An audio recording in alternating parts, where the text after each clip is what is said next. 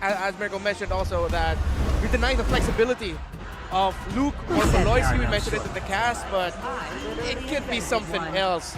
So yeah, Evos now actually, we mentioned about banning the chip. They're on the blue side. They banned the Loyi and picked up the chip themselves. I like these series of bans coming from Evos. You slightly have to adjust the game plan if you're Geek fam. So they go ahead and of course, you're gonna pick up the Fredrin. Go ahead and pick up the Baksha or the Barracks now if you want to. It might be the best course of action. Now Geek fam also has the Claude. If you're not gonna go for the Baksha or the Barracks, I think it'd be good to also just pick up a faster scaling gold laner, something magic. If it's not the Moskov, they can even go to Nathan if they want to. They're not picking their gold now? Nope. Seems with the Xborg left open, that was the ban in game number 1 for Geek Fam, and honestly, every team has been going for that Xborg ban up against Evo's Glory. So finally, Fluffy gets his hands on a comfort pick. Yeah. It's a Valentina as well. You want to give that playmaking potential to someone like Clockun, man. You give him a playmaking hero like the Valentina. On top of that, so much global presence. And as Valentina, you want to go for the skirmishes. Same thing goes for the Xborg. Let's see though. Wow. They picked that Paramis into the Valentina, Geek Fam. That is brave. What does this indicate? Are they gonna really pick up a healer in the second phase and just out-sustain in the team fights? But considering Evos do have that Valentina with the IMU, that's gonna be a battle of Nether Realms. Yep, battle of Nether Realms, and a question of Evos if they're gonna be taking out the Florin from Beloyski and maybe even the Minotaur, because those are both still open. But the thing is, I like the Valentina getting picked up in the first phase for Evos because those heroes that I mentioned wouldn't like it if they're gonna have to give their ultimate to a Valentina.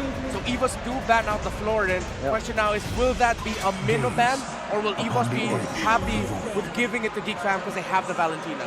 I love the fact that they're banning also for Geek Fam 2 of these fast-clearing jungles. Yeah. Geek Fam definitely want to use that as an advantage with the Fredrin. They want to take away these assassins. Want to go for the neutral objective contest up against Evo's Glory. I think at this point, with Evos also banning out the Florin, they might have to ban... actually, now that I think about it again, I'm not too sure about the Kaja anymore here in this game. They got a Cloud of the Feramis. I don't think there's nearly enough burst after the Divine Judgment to utilize it completely. So the Minotaur definitely seems to be the best option to give an advantage towards the Fredrin. I think the Ruby would have been great too as a flex pick, but now Edith, Minotaur, Grok could come through as the roamer, but they decide to hide that. Okay, a little bit of a curveball. Yutong pick early. Yeah, both teams don't really have a natural engager yet, you know, the Ruby with the pulls and all that, but an MPL ID data among all regions qualifying for MSC 2024. Only MPL ID, NACT, and MTC Turkey have used the hero Masha in the playoffs. Now, of course, for Reptar, why is Masha not that much of a big deal in MPLPH? I think it just boils down to the playstyle and the importance of a lot of teams. Filipino teams excel in the Turtle Dance and the Lord Dance. Having the Masha in your team for that is quite risky in PH, considering how difficult it is to break team fighting formations. Lancelot, I'm not gonna say anything just yet, but I feel like my initial reaction right now just speaks volumes. Mirko, reactions towards this Lancelot pick? You heard it when Reptar was talking. Ooh! I don't know if it's a good ooh or a bad ooh. They want to dive, they want to fight. I guess it does synergize with their composition. That's another fast-clearing jungler.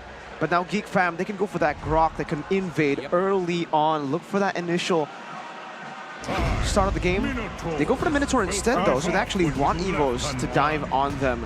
They just have to be very careful as to how they utilize this Minotaur, because Minotaur have been poked down a whole lot in the playoffs before he can even use that Minion's Fury.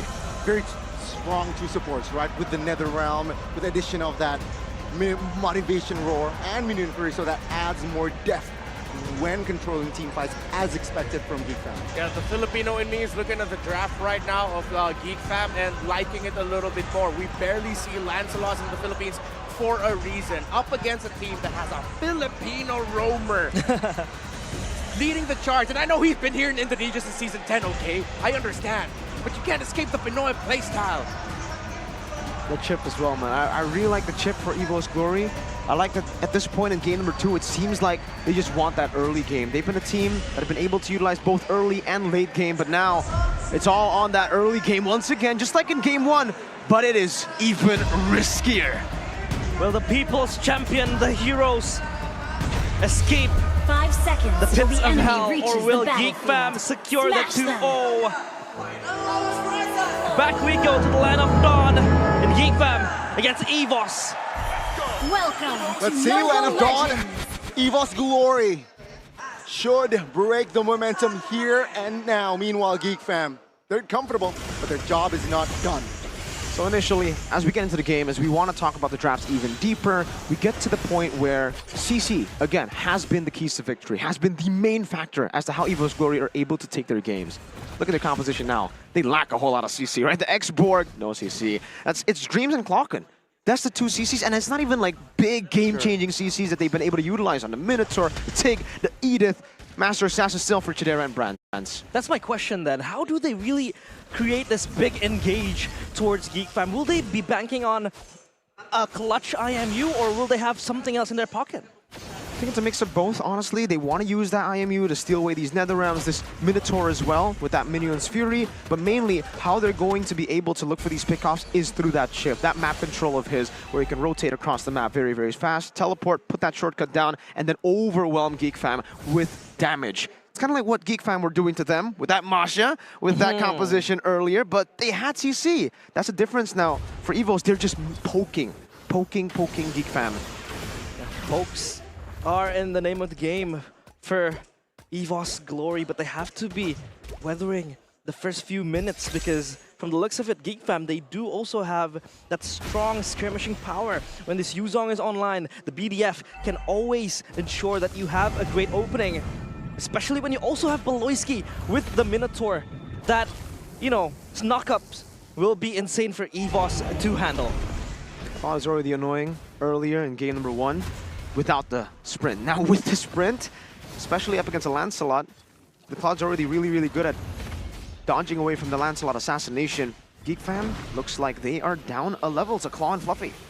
Yeah, Falcon already level 4, and a boy still looking for that timing to pop that Nether Realm, perhaps assist them to collect that turtle. But no, it seems like both teams are taking their time here in that first mute take. They will re-engage soon, I think, because this turtle will be very, very important, especially in the early stages of the game. The Beloyski just being shadowed by Dreams, so Dreams just playing close proximity, but an Annabelle. Change cloud control. Oh, good puncture. But Minion Fury actually connecting onto his Beloy. No fall of damage though. Now take a look at Brands and Dreams. They collapse onto his Beloy. He will fall first in this game, and Fluffy here will have some of Firag armor, but that's 1-for-0. I understand what Geek Fam were doing there. They didn't want to go for the turtle because they have an overwhelming advantage in the neutral objectives. But what Evos have is a very mobile, fast-clearing jungler. So they want to deny that off of him, that clear speed. But it has only given Evos a chance. Oh, neutral objective. Oh, it's messy. Clocken gets it. Luke very low, looking for an escape. Oh, Clocken secures that kill. Fluffy still survives. Beloyski now in the fray, but will not do business. It's again a favorable trade towards the White Tigers. Clocken with the clutch plays. The fangs are dull, but the claws are still sharp enough to be able to carry that fight and win the neutral contest against Geek Fam. Evos now online. Catastrophic for Geek Fam in the early game. 2,000 gold lead. Remember what we were talking about in the draft, Evos Glory. It's basically game 1, but riskier. They are doubling down on the early game. The fact that they have almost a 2,000 gold lead in the first 3 minutes, now this has to raise concerns within the team of Geek Fam. They need to be able to weather the storm, and technically they still have ways to do so. They have that Minion's Fury, very good disengage tool. They have a Netherrealm as well. So for Geek Fam, it's all about slowing the tempo down, but for Evos, it's about how to find ways to dive, to force this pace, this incredible pace onto Geek Fam. And Annabelle's really doing a good job in that jungle matchup. This is why the Lancelot, technically this is why Nolan and Ling was banned. They didn't expect the Lancelot, does a very similar job though. Yeah, that could really be the case. For Annabelle, is just going to be very, very, volatile and just pushing towards Geek Fam, running it down like the same that Luke did in the last game.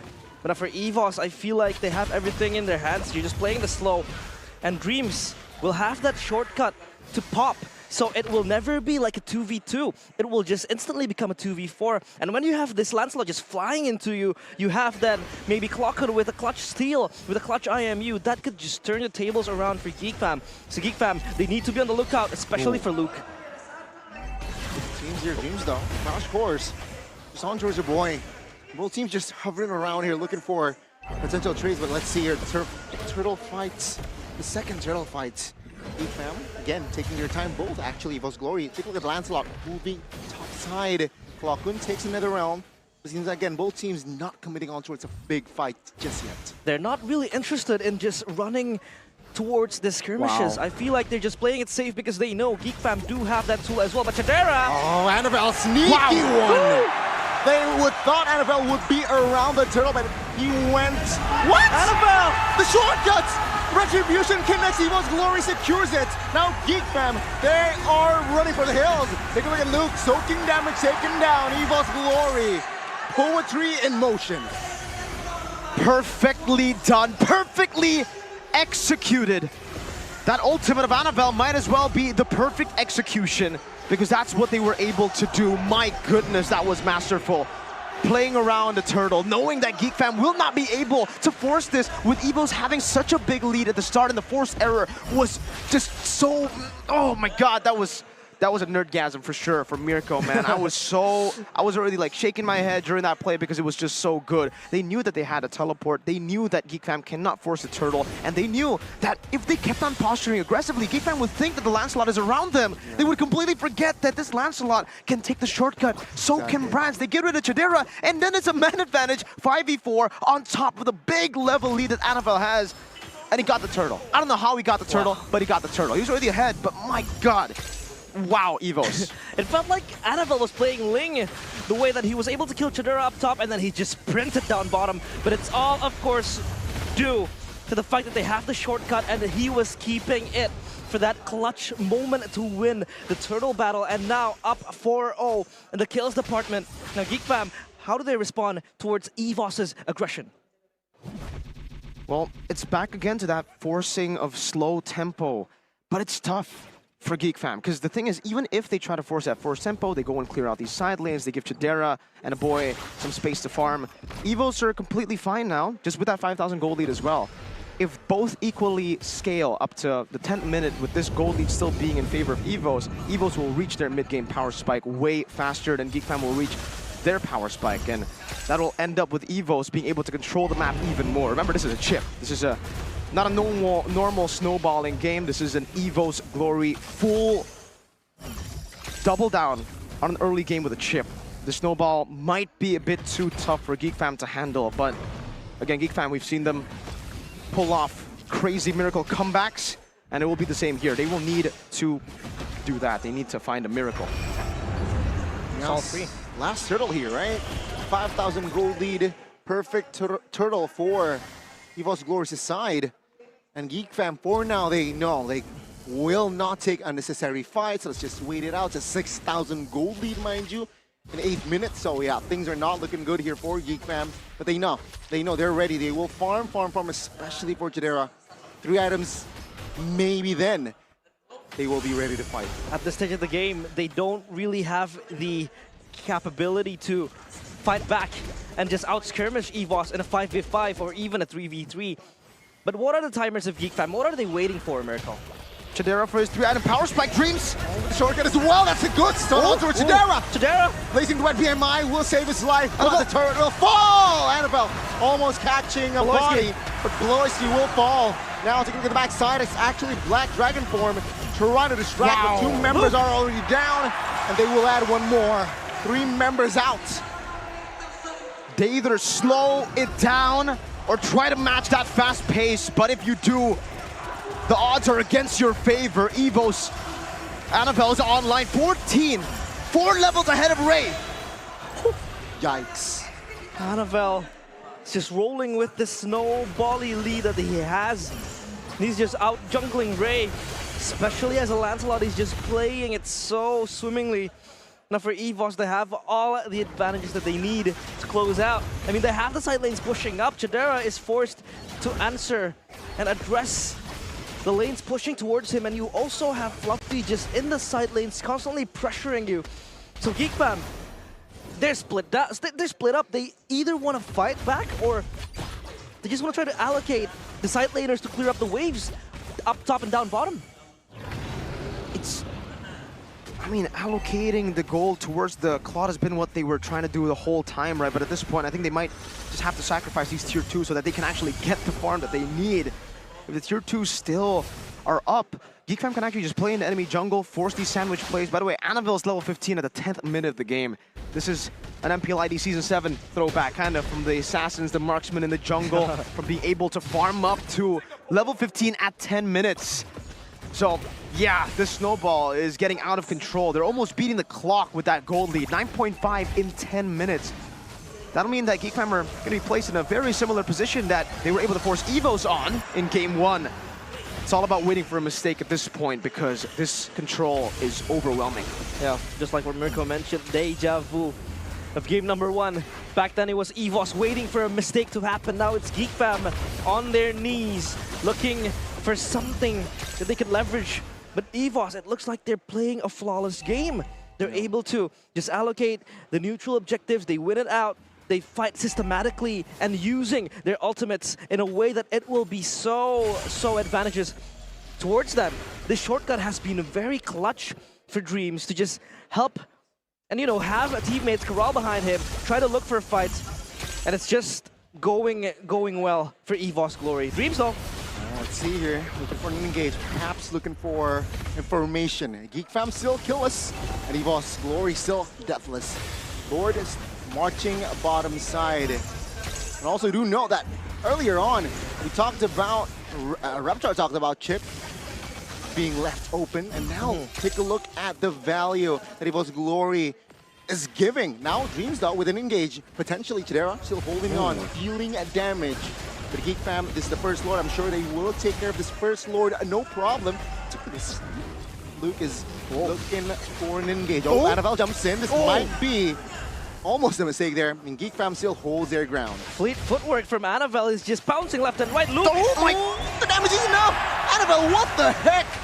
That is an assassin's job. Now Geek Fam, they will lose a member on this defense. Evos Glory, they will eye for that mid turret. Annabelle jumps back in. Will they have enough firepower to defend this mid turret? Oh, Clock, that's a mistake! Winner's Crunch in here from Clock. Take a look at the Nether Realm. Geek Fam looking for the kill. Round 6 turret top side, but Annabelle finds a killing spree. Geek Fam lost another member. Annabelle looking for the backside. Finds a boy to claim the double. Annabelle with the confidence. Baloyski jumping in though. A mistake, no immortality for this guy, but he still survives. Geek Fam still holding on for 2 turrets. What was more impressive? Geek Fam still finding a way to defend that, or Annabelle just styling on him? I can't decide. Both teams played so well. There was one loophole before the team fight that I was about to talk about, right? For Evos, I noticed that for Clockon, he's actually going for a very defensive build. It's too defensive for how ahead they are. He went for the Bloodwings, the NOD, and the Winter Truncheon. You'd expect on the Valentina you would want to go for extra damage here, especially considering most of your damage will be physical, right? But because Clockon went for this safer, more utility-based build, you can see definitely that they were lacking a little bit of that magic damage. When Annabelle, Brands, and Fluffy try to go in to deal damage, Geek Fam were actually able to withstand that because they rushed a lot of these physical defense items like the anti-Cuirass all the way straight up from the get-go. We have a game fact though. Game fact by GoPay. Chidera becomes the player with the most Claude picks 70 times in MPL ID Season 13 with the highest win rate as well. So yeah, Chidera has been with his power pick, with his comfortable pick in the first 2 games, but this time, not in this game. This game, he hasn't really been able to find the angle. Sure, he had a few blazing duets, but a jump in though. Fluffy wants to pull the trigger here, realizing that, oh, take a look at Baloyski. Now you see him, now you don't again. Annabelle claims their double. Now with the shortcut, perhaps he might looking for the 3rd member, and Annabelle collects the 3rd. Brands now on the other side. Brand finds one, and Luke, one man standing dragon against 5 white tigers. Overwhelmed, and Evos Glory will find glory in game number 2. With this, the series stands to 1-1. The White Tigers claw back, and they bite back the villains. The villains flawless no more, as Evos Glory take game number 2. We're all still tied up 1-1. 1-1, an equalizer by Evos Glory up against Geek Fam, and it's done with